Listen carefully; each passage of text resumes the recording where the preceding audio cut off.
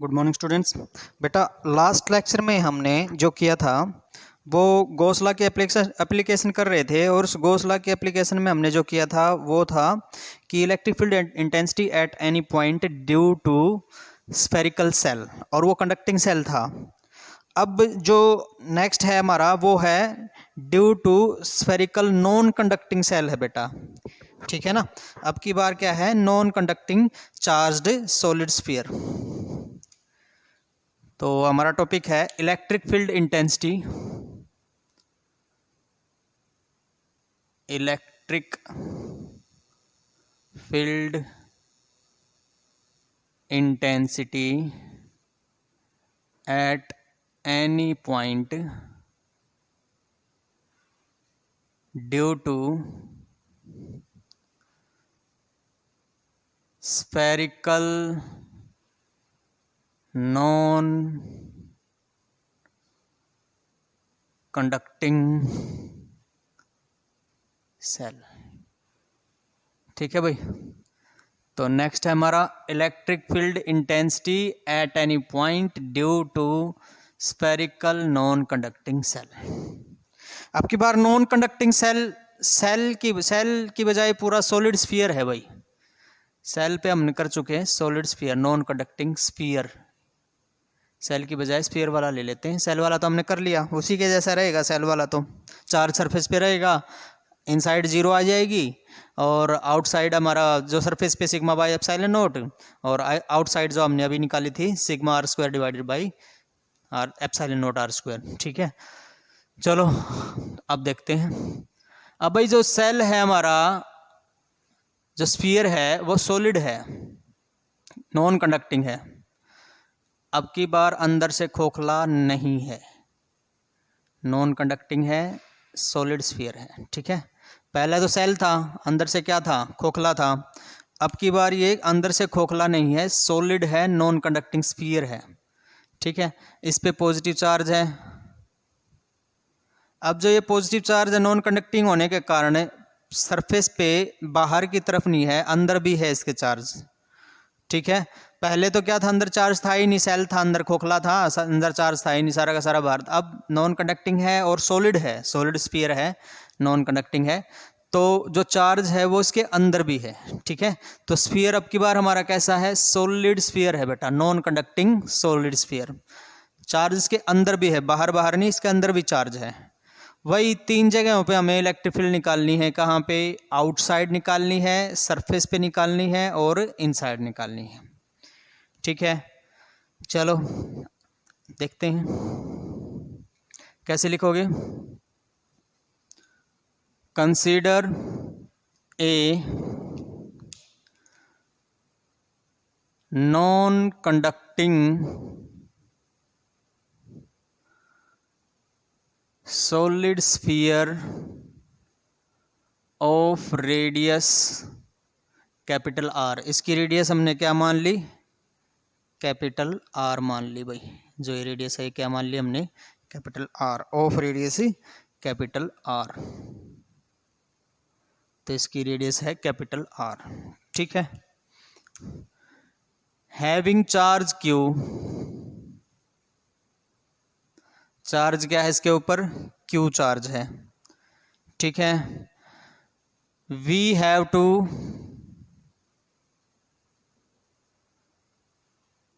find the electric field intensity at any point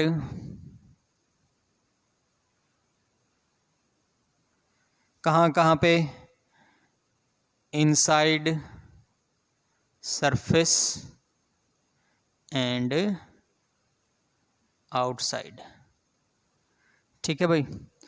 तो हमने एक नॉन कंडक्टिंग सॉलिड स्फीयर मान लिया जिसकी रेडियस क्या है, आर है, और चार्ज क्या है, क्यू। तो हमें निकालनी है इलेक्ट्रिक फील्ड इंटेंसिटी कहाँ पे, एट एनी पॉइंट, इनसाइड भी, सरफेस पे भी, और आउटसाइड भी, ठीक है। देखो कैसे करोगे। पहले इसका चार्ज भी निकाल लेते हैं। रो क्या है, वॉल्यूम चार्ज। अब की बार वॉल्यूम क्यों ली, क्योंकि पहले सरफेस पे था तो इसलिए हमने सरफेस चार्ज डेंसिटी ले ली थी। अब इसके अंदर भी चार्ज है तो हम क्या लेंगे, वॉल्यूम चार्ज डेंसिटी लेंगे। पहले तो क्या था, सरफेस पे था तो हमने सरफेस चार्ज डेंसिटी ले ली थी। अब जो है चार्ज इसके अंदर भी है तो हम क्या लेंगे, volume charge density. Let rho we be the, rho volume क्या है, रो है volume charge density. Then charge on sphere will be, क्या होगा भाई, Q इज इक्वल टू, इसको वॉल्यूम से मल्टीप्लाई कर दो, इसकी वॉल्यूम है कितनी, 4/3 पाई आर क्यूब। ठीक है, ठीक है भाई। तो चार्ज हमारे पास कितना आ गया, rho into 4/3 pi are cube. क्योंकि रो जो है वो क्या होता है, वॉल्यूम चार्ज डेंसिटी होती है चार्ज अपॉन वॉल्यूम। ठीक है, तो यहां से हमारे पास चार्ज निकालना है तो रो को किससे मल्टीप्लाई कर देंगे, वॉल्यूम से। तो चार्ज निकालना है तो रो को हमने वॉल्यूम से मल्टीप्लाई कर दिया, तो ये हमारे पास क्या आ गया, चार्ज आ गया भाई। ठीक है, तो then the charge on the sphere हमारे पास कितना आ गया, Q is equal to rho into 4/3 pi are cube. अब गॉस थ्योरम का यूज करेंगे। Now we have to use Gauss theorem. तो हम किसका यूज करेंगे, गॉस थ्योरम का यूज करेंगे।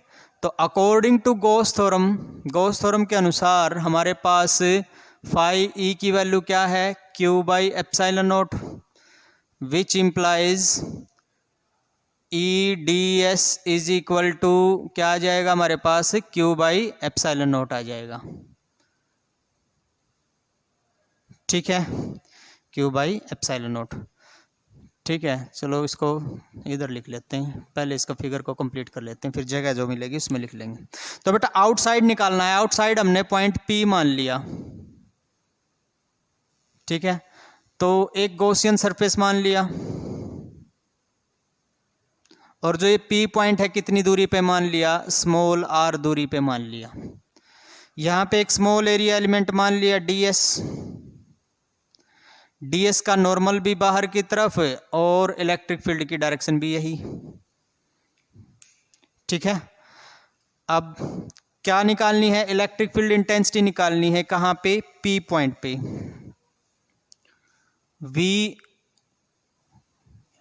we have to find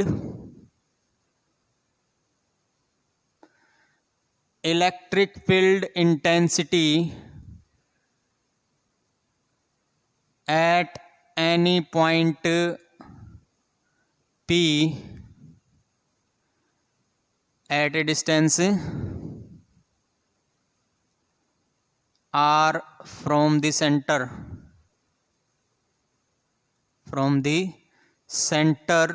of the sphere। ठीक है ना, एट ए पॉइंट P हमें क्या निकालनी है, इलेक्ट्रिक फील्ड इंटेंसिटी निकालनी है। ठीक है, और ये कितनी दूरी पे है, r दूरी पे है from the centre of the sphere. Now consider Gaussian surface and a small area element ds on it। हमने एक गॉसियन सरफेस मान लिया और एक स्मॉल एरिया एलिमेंट क्या मान लिया, ds मान लिया उस गॉसियन सरफेस के ऊपर। ठीक है, so using Gauss law we get, हाँ भाई गॉस लॉ का यूज करके हमें क्या मिल गया, EDS is equal to Q/ε0, which implies EDS is equal to, Q की वैल्यू वहां से निकाली थी, क्या थी, rho into 4/3 pi are cube, R capital था ना, आर क्यूब डिवाइडेड बाई ε0। ठीक है, तो यहाँ से हमारे पास क्या आ गया भाई, E इंटू ds की वैल्यू कितनी आ जाएगी 4 पाई स्मॉल r स्क्वायर, इसकी तो रेडियस स्मॉल r है ना, इज इक्वल टू यहाँ से हमारे पास rho into 4/3 pi capital R cube divided by epsilon naught. जो कटता है काट दो भाई। ठीक है, तो यहाँ से हमारे पास क्या आ जाएगा E is equal to rho into R cube divided by 3r square epsilon naught. ये आ गया भाई हमारे पास। R भी कांस्टेंट है, रो भी कांस्टेंट है, तो जो E है इन्वर्सली प्रोपोर्शनल टू क्या आया R स्क्वायर आया। तो E आउट हमारे पास क्या आया है भाई inversely proportional to R square. ये तो आउटसाइड वाला आ गया। अब यहाँ पे इनसाइड वाला जीरो नहीं होगा भाई, पहले तो इनसाइड वाला क्या था जीरो आ गया था, अब इनसाइड वाला जीरो नहीं होगा, सरफेस वाला भी जीरो नहीं होगा, तीनों क्या होंगे अलग अलग होंगे। तो आउटसाइड वाला तो निकल गया, अब देखेंगे इनसाइड वाला भाई।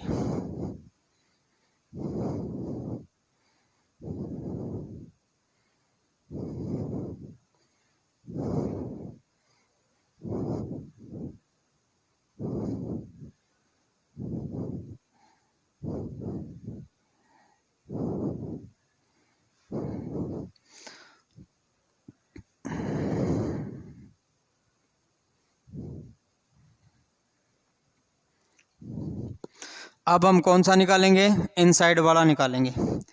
Electric field intensity at any point inside the spherical shell.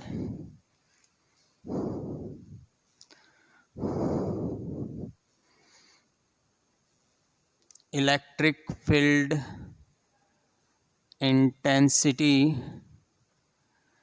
Inside the spherical shell नहीं है, इनसाइड द सॉलिड स्फीयर है भैया।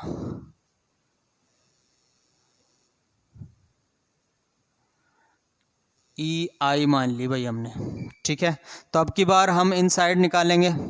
तो वही है, ये हमारे पास सॉलिड स्फीयर था, ये इसका सेंटर था, सॉलिड स्फीयर है, अंदर से भी क्या हुआ है, क्या है ये भरा हुआ है, और यहाँ ये इसकी रेडियस है R। अब हम यहाँ पे एक पॉइंट P मान लेते हैं, एक स्मॉल r रेडियस मान लेते हैं यहाँ पे।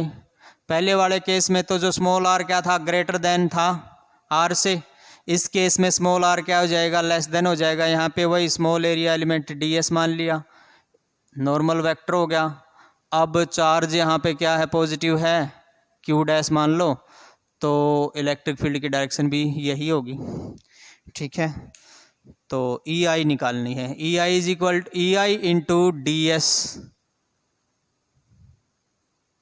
EI हमने क्या मान ली electric field inside the sphere. ठीक है, ये हमें निकालनी है। Consider a point P inside the sphere at a distance r from the center। r जो है वो क्या है लेस देन है कैपिटल R के। ठीक है,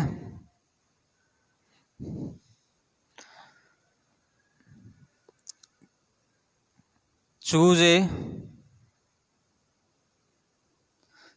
a Gaussian surface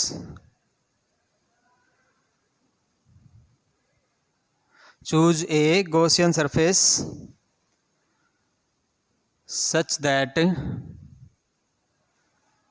R is its radius. तो R को रेडियस मान के एक गॉसियन सरफेस मान लिया, और वो भी क्या बनेगा एक सॉलिड स्फीयर बनेगा। ठीक है, let ds is small area element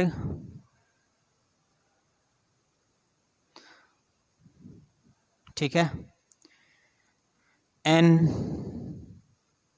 क्या है normal vector such that such that N क्या हो जाएगा, पैरेलल टू ई हो जाएगा भाई। ठीक है, तो ये हमने मान लिया। अब पहली बात तो क्या है, क्यू डैश की वैल्यू निकालनी है। रो क्या है, वॉल्यूम चार्ज डेंसिटी। तो इसका मतलब क्यू डैश की वैल्यू क्या होगी, क्यू डैश की वैल्यू आ गई भाई rho into 4/3 pi small R cube.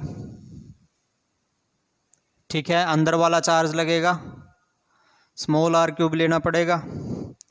ठीक है, बार क्यू डैश क्यू से अलग होगा भाई, क्योंकि क्यू तो कंप्लीट का था, इसमें हमने क्या लिया है, क्यू डैश लिया है। तो क्यू डैश क्या है, केवल अंदर अंदर वाला है, और वो चार्ज अलग बनेगा। क्यों, क्योंकि स्फीयर कैसा है, नॉन कंडक्टिंग स्फीयर है। ठीक है, तो क्यू डैश हम क्या लेंगे, अंदर अंदर वाला लेंगे भाई। तो 4/3 small pi 4/3 pi small R cube, ये आ जाएगा भाई हमारे पास क्यू डैश की वैल्यू। अब now using Gauss theorem, now using Gauss law, E dot ds is equal to q dash by epsilon naught, which implies E into ds की value कितनी है, ds की वैल्यू है भाई 4 pi r square, r square is equal to q dash by epsilon naught, E into 4 pi r square is equal to q dash की value कितनी है, rho into 4/3 pi are cube. ठीक है, तो यहाँ से E की वैल्यू कितनी आ गई भाई, 4 पाई से 4 पाई कट गया और आर क्यूब कट गया, आर रह गया अकेला यहाँ पे। तो E की वैल्यू कितनी आ गई भाई, ठीक है, आर रह गया, आर स्क्वायर कट गया, यहाँ पे अकेला आर रह गया। तो E की वैल्यू आ गई रो इंटू आर, आर क्यूब था ये आर स्क्वायर था, तो अकेला आर रह गया, rho into r divided by 3, rho into r divided by क्या आ गया, 3 आ गया भाई, ये आ गया हमारे पास। ठीक है, तो E की वैल्यू हमारे पास कितनी आ गई, रो इंटू आर डिवाइडेड बाई 3। अब एक बात देखो, जो इसमें Q dash by epsilon note था, एप्सिलॉन नोट की जगह पे यहाँ पे क्या लेंगे बेटा, यहाँ पे अंदर आ गए ना, अब हम बाहर तो है नहीं, अंदर तो कुछ मीडियम है यहाँ पे, बाहर तो क्या था, एयर थी ना, तो इसलिए हम एप्सिलॉन नोट ले रहे थे। अब अंदर क्या है, ये खोखला नहीं है, अंदर कुछ मीडियम है, तो एप्सिलॉन नोट की बजाय एप्सिलॉन लेंगे भाई यहाँ पे। ठीक है ना, तो अंदर कुछ मीडियम है, तो एप्सिलॉन नोट की बजाय क्या ले लेंगे, एप्सिलॉन ले लेंगे हम यहाँ पे। ठीक है ना, तो Q dash divided by epsilon होगा। तो E की वैल्यू हमारे पास, E इनसाइड, ये तो E आउटसाइड है, E इनसाइड क्या आ जाएगा, E इनसाइड की वैल्यू आ गई हमारे पास रो आर डिवाइडेड बाई 3 एप्सिलॉन, ये हमारे पास E इनसाइड की वैल्यू आ गई। ठीक है, चलो अब सरफेस पे निकालेंगे भाई। ठीक है, अब कहाँ निकालनी है, सरफेस पे, electric field on the surface of the conducting spheric solid sphere, conducting की बजाय क्या है, नॉन कंडक्टिंग सॉलिड स्फीयर। तो अब हम लेंगे सरफेस पे,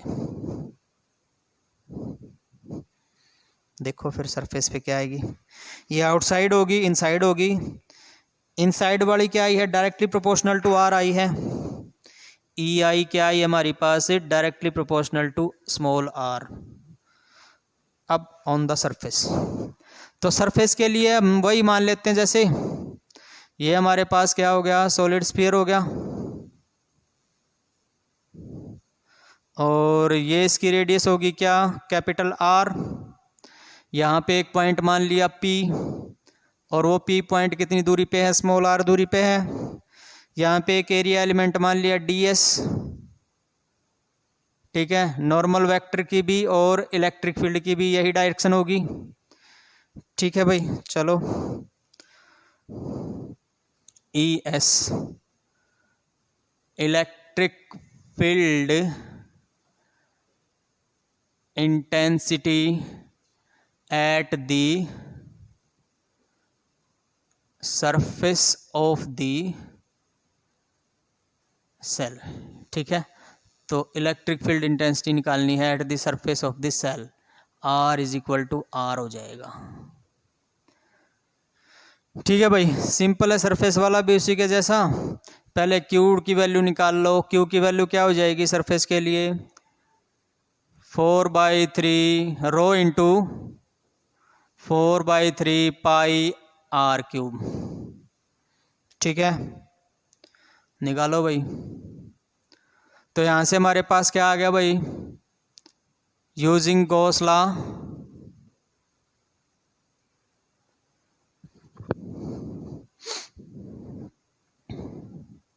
गॉस लॉ का यूज किया हमने। फाई इज इक्वल टू हमारे पास क्या होगा, Q by epsilon not.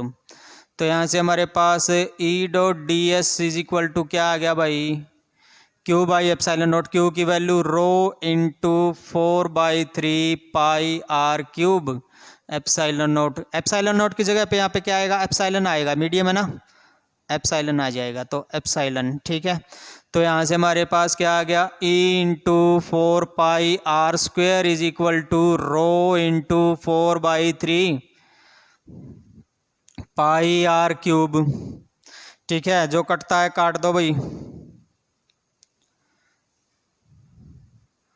4 pi cut गया ये, और ये आर स्क्वेयर अकेला आर रह गया। ठीक है, चलो तो यहाँ से हमारे पास ई की वैल्यू कितनी आ गई, रो आर डिवाइडेड बाई एप्सिलॉन 3 था ना, डिवाइडेड बाई एप्सिलॉन भी था, तो रो आर डिवाइडेड बाई 3 एप्सिलॉन, ये आ गई भाई। ठीक है, ई सरफेस के ऊपर तो तीनों आ गए हमारे पास। ई सरफेस के ऊपर क्या आई, ई सरफेस के ऊपर आई रो आर डिवाइडेड बाई 3 एप्सिलॉन। ये कांस्टेंट है, मैक्सिमम वैल्यू है। ठीक है, तो अगर हम ग्राफ बनाएं तो ग्राफ किस प्रकार का बनेगा, ग्राफ हमारा इस तरह बन गया भाई। यहाँ पे इलेक्ट्रिक फील्ड होगी, यहाँ पे आर की वैल्यू होगी, ये ओ हो गया। तो पहले तो क्या है देखो, इनसाइड तो क्या है, E directly proportional to small R है। इनसाइड क्या है, E directly proportional to small R है, तो directly proportional to small R रहेगी। कहाँ तक, रेडियस तक भाई। अब रेडियस पे आते ही ये क्या हो जाएगा, इस तरह से हाइपरबोला बन जाएगा, E inversely proportional to r square हो जाएगा। यहाँ पे E directly proportional to r, फिर मैक्सिमम। ठीक है, और फिर क्या हो जाएगी, inversely proportional to r square, ये हाइपरबोला हो जाएगा। ठीक है, तो for solid sphere, for solid non conducting sphere,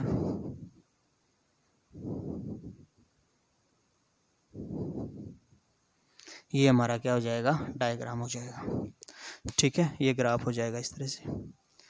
तो आज के लिए इतना ही, बाकी हम कल करेंगे। Thank you very much.